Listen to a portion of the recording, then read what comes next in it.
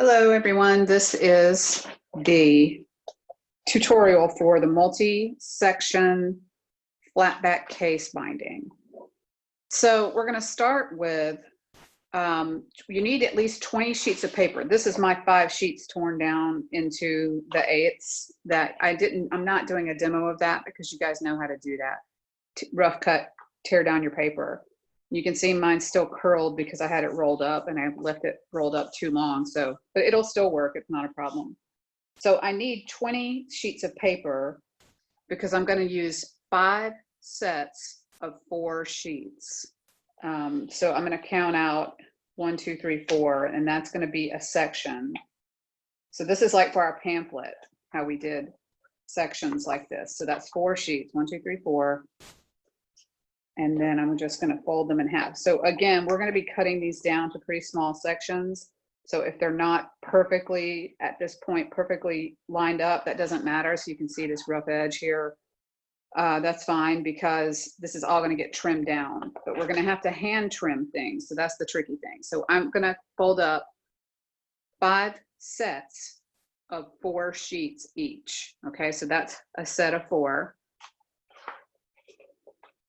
1, 2, 3, 4. Fold that.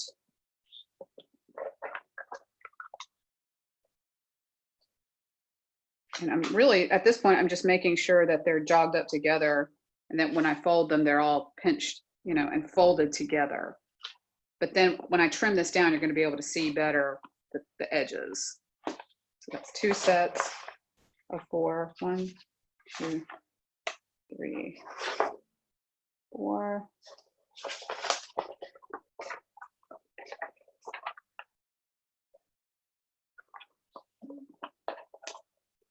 Three sets of 4.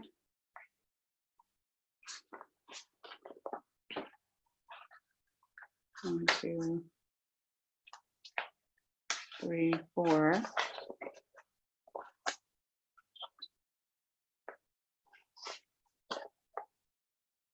That's 4 sets of 4.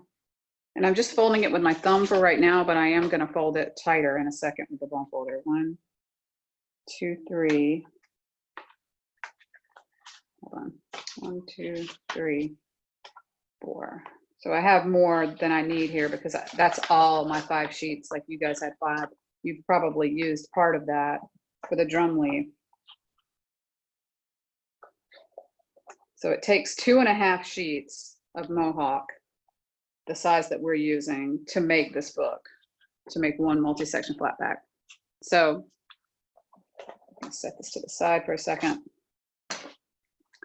There's my 5 sets of 4 sheets, and you can see they're rough cut and folded.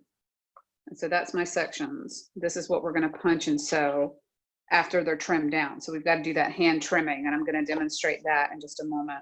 So that's the text block of the book, but I also need 2 sets of 2 end sheets. So I have this color paper that I also tore down rough, and I need 4 sheets of that total. And then it's going to get folded into 2 sets of 2. So I take 2 of those sheets, jog them together, and fold that in half. And that's going to be my end sheets on one end of the book. And then my other set, I fold those 2 sheets together.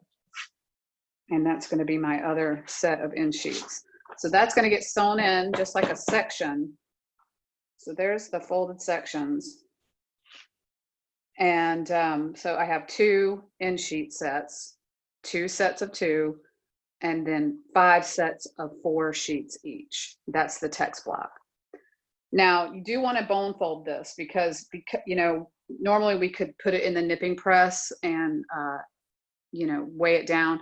And you could also, if you really wanted to, go ahead and try out the way that we're going to nip this book, which is going to be, you know, how we squeeze the air out using the nipping press. I'm trying to think, what did we do that for? Seems like we did it for something, but I can't remember right now what it was. But when we case things in, you have to nip it so you can squeeze out all the air and it'll be glued down very tightly.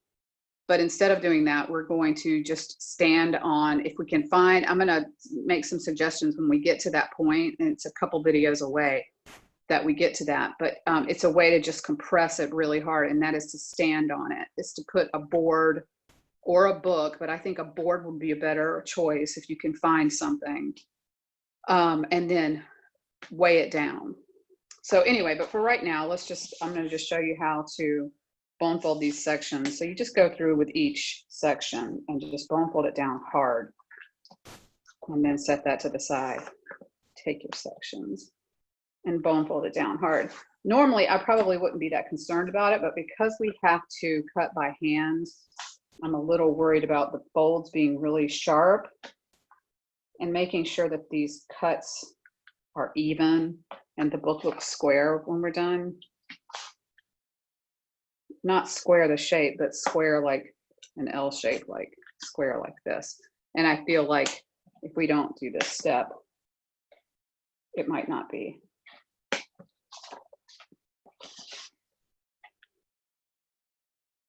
Okay, just bone fold through everything.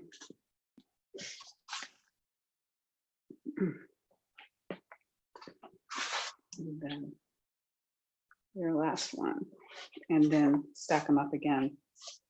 And then now what you've got to do, so I'm going to kind of set this out of frame for a few minutes and then talk about how to prep your binder's board for cutting the text blocks. So we're going to have to hand trim this, hand trim we've done that before when we did the drum leaf. So it's a similar thing, but now we've got to cut through layers of paper,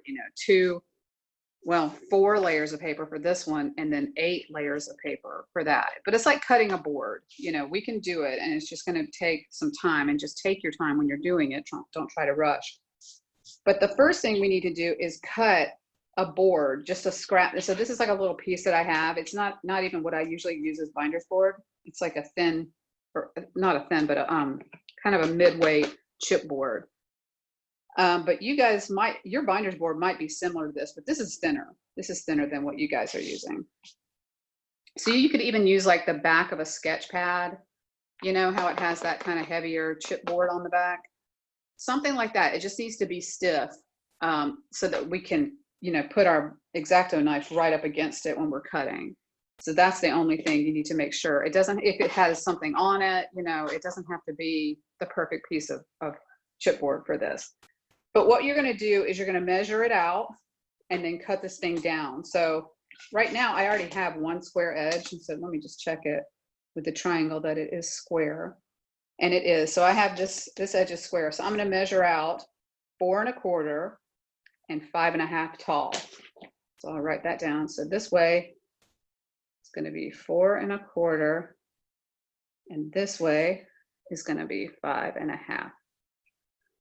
Okay, so the height, and this is what we've been doing the whole semester, is making our books about that size. But this book will be a little bit taller in the end when we cut our boards, our actual boards for the case of the book. Those will be a different size, but the text block itself is going to be this, the 4 1/4 wide by 5 1/2 inches tall. So I'm going to go ahead and transfer that measurement on here. So just 4 1/4, just make a couple of tick marks like I normally do. 4 1/4. And then I'm going to go ahead and put my 5 1/2 on here as well. Just go ahead and get the measuring done. 5 1/2, I think I said 5 1/4. 5 1/2 inches high. And then I'm going to put my knife in one of the marks and then put my ruler against it. And then I'll cut.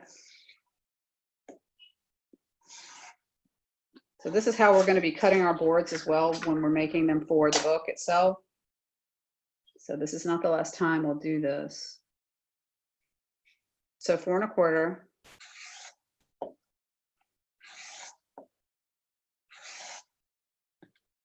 By 5 1/2. So that's what we're going to use to cut our text block. So we'll be doing that one section at a time. So I need to grab a board, and I think I demonstrated this the last time, to have a little board to push up against. That's a great thing to have. So like if you have a linoleum block that's uncut, or even if it's cut, if you've got a linoleum block that you wanted to use for when we're nipping and for doing this process, that's an idea. I've thought of a cutting board, like if you have in your kitchen a squared off cutting board, that would work. But any kind of piece of wood that is flat and square, rectangular, I mean, you know, it just needs to be straight. So, you know, I happen to have press boards in my studio because I'm a book artist and that's what I do, but you need something square. The other thing you can use is a cinder block for nipping. When we're going to put our book under the weight, we actually have to have weight and pressure for nipping the book. You know, a cinder block, it's kind of messy. You don't want to go get one out of the, you know, next door, or I don't know, wherever you could find one. But I've got some that I've wrapped in construction paper and things like that. So I'm trying to think of ways for you guys to do this, but I'm going to use a board, but some kind of press board type of thing is what you're going to want to do. So I'm just going to use this board. And what I want to do is put my sections up against it and then put my piece of board up against that as well. And then I'm going to hold this down and I'm just going to trim this out. Now you could, you know, if you wanted to save some space, you could always, like if you wanted to make another book, you could do that with this strip that's going to be left over. But I'm not going to worry about that for myself. And I'm not sure that you guys should at this point be worried about stuff like that. We don't have the luxury of that right now. But if you want, and if you're like, oh, no, I can do this, then, you know, you can kind of salvage and kind of scoot your board down a little bit and salvage some paper and make another little book if you want. Because you can make these books any size. And I'm going to talk about that when we start to cut the boards. So you're going to, every measurement that you do is going to be based on this text block. So we're going to start with this, and I'm going to show you how to hand cut. And I might need to change my blade because it's sounding a little loud, like it's having to tear through the paper a little bit. So I'm just holding this down, and I don't need to hold the board. I can even move that after I've gotten it lined up. If I just keep holding down tight. And then I'm going to come in this direction. And I'm just making sure that my knife is gently pressed up against the edge of the board. And then this lower one is the one I always dread. I have a hard time. It's hard to get good pressure kind of pushing up like that. And you just keep cutting until it's completely released. Yeah, so that's it. So there's one of your pieces. So that's one of the end sheet sections. Okay, so there's that. And then I take my next section and do that. So I'll demonstrate a couple of these and then I'm gonna pause it and come back. So I'm using the edge of the board, but then I can move this out of my way and just make sure you're holding it down really firmly. So this is gonna take more cutting. So just kind of do it slow and steady. And then when you can feel the mat underneath, you can stop. And if you don't have a cutting mat by chance, you can always use a piece of board as your cutting mat. Hopefully you guys do have a cutting mat of some kind, even if it's small. You don't need, I've got these really big ones, but you don't need this much. You just need that little one. And then just cut. I'm gonna pull that out of the way since it's trying to hang on for whatever reason. Yeah, and I kind of messed up my cut right here because I kind of was pulling away. So I'm just gonna clean it up. And, you know, look, try to do the best you can. This is not the ideal way by any stretch of the imagination. I think my head was getting into the frame there. But yeah, I'm just trimming that. Just go around before you let go of it. Just go around and make sure that everything's really clean, and then you can pull it back. So that's one of the sections. And this, you know, before I sew this, it's all going to be under a block for a day or for an afternoon or something. And this curl will stop. So I'm not worried about that. So there's my next section, and they look pretty good, pretty close in size. And I'm going to do one more on camera so you can see. So this is just another section. And just make sure you do it to all of them. should have, again, 5 sets of 4 sheets folded together and 2 sets of 2 end sheets. Wondering if I'm going to try it a different way. I'll try starting on the end. I'm not sure this is going to matter. Maybe I'll start at the bottom, since I have such a weird time with that one.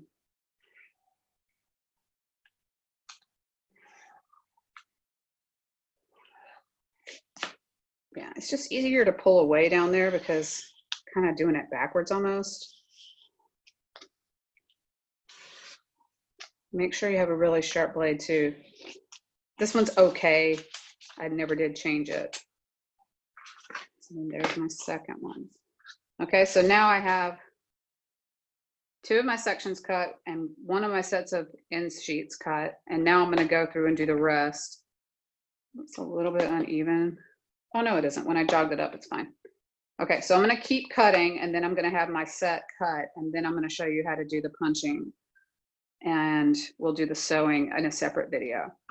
But yeah, so I'm going to finish doing this off camera.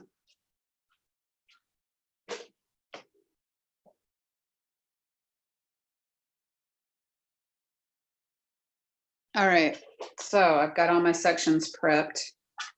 I have them under my board just like this. So this has to happen, and you want it to be the same size as the board that you use to trim. So if you jog everything up together, this is what it's going to look like. And then we're going to punch and sew in the next video. So the punching is going to use an awl, like you guys have used. Let me find the one that looks like the one we have. I don't have it in here. What you want is an awl like this with a needle, or you can just use a needle. If you have like a similar needle like we had in class, this might be a needle. Let me look. Yeah, this is a needle. So it just is being held in this little holder that my friend made.